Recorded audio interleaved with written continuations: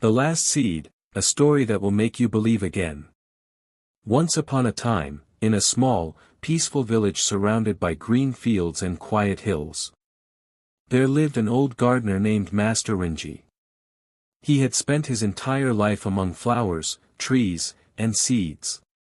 People in the village said the plants listened to him, that they grew taller when he spoke to them. But Rinji would always smile and say softly, "I only listen, because plants speak to those who have patience." One bright morning, when the cherry blossoms had just begun to bloom, Master Rinji gathered 10 children from the village.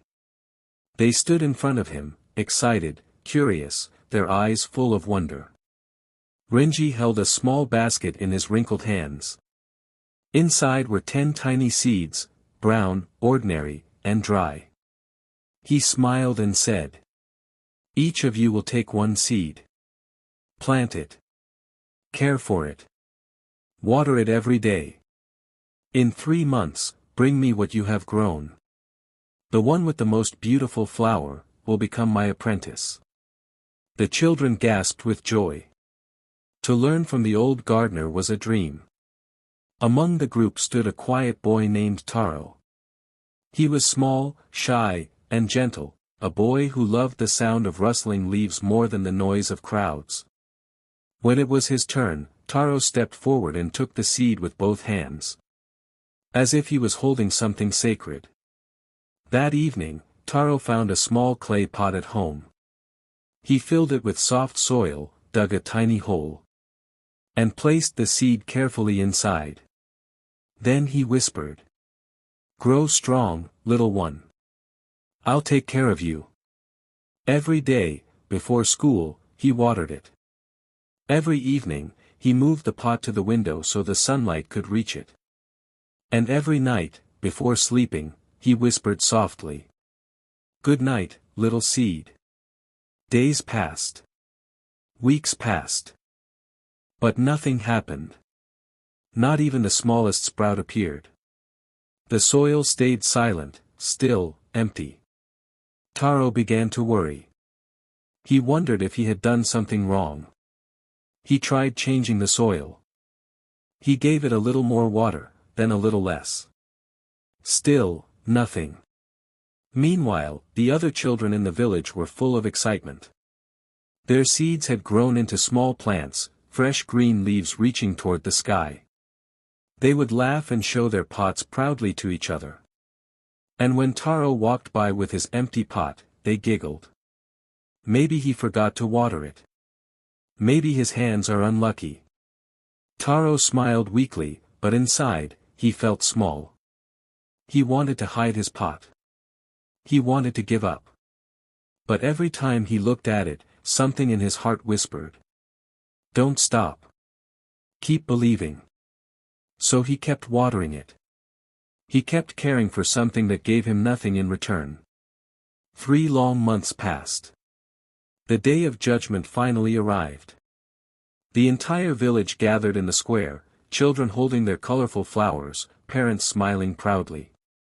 Master Rinji stood before them, calm and wise as ever. One by one, the children stepped forward, showing bright yellow marigolds, purple lilies, and red hibiscus. Everyone clapped and cheered. And then, it was Taro's turn. He walked slowly toward the front, holding his small, empty pot. The crowd grew silent. Some people whispered, "Oh, poor boy. He must have forgotten to water it. Such a shame." Taro bowed his head and said softly, "I'm sorry, master. I tried my best. I watered it every day. But it didn't grow." Master Rinji looked at the pot for a long time. The air was heavy with silence. Then the old man smiled gently and said, "My dear villagers, look closely. This boy is the only one who deserves to be my apprentice." The crowd gasped. The other children looked at each other in confusion. Rinji raised his voice and said, "The seeds I gave you 3 months ago were boiled. They could never grow." The crowd froze. The children stared at their pots, their beautiful flowers suddenly meaningless. Renji continued. When your seeds didn't sprout, you replaced them with new one. You wanted to impress me. But this boy, this small, honest boy, never changed his seed. He placed a kind hand on Taro's shoulder. Even when he thought he was failing, he stayed true.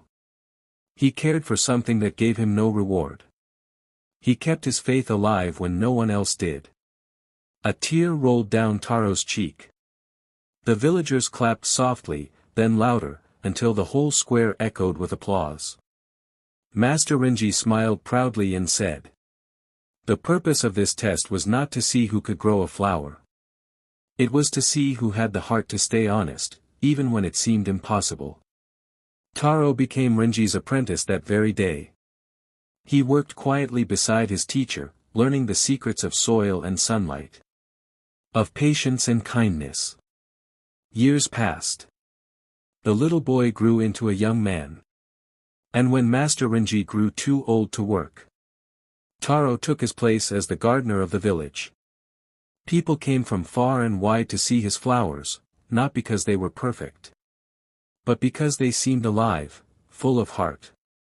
And whenever someone asked him, "Master Taro, what's your secret?" he would smile softly and say, "Once, I planted a seed that never grew. But it taught me that honesty, faith, and patience are the roots from which real beauty grows. So remember. Even when life gives you nothing in return, keep believing.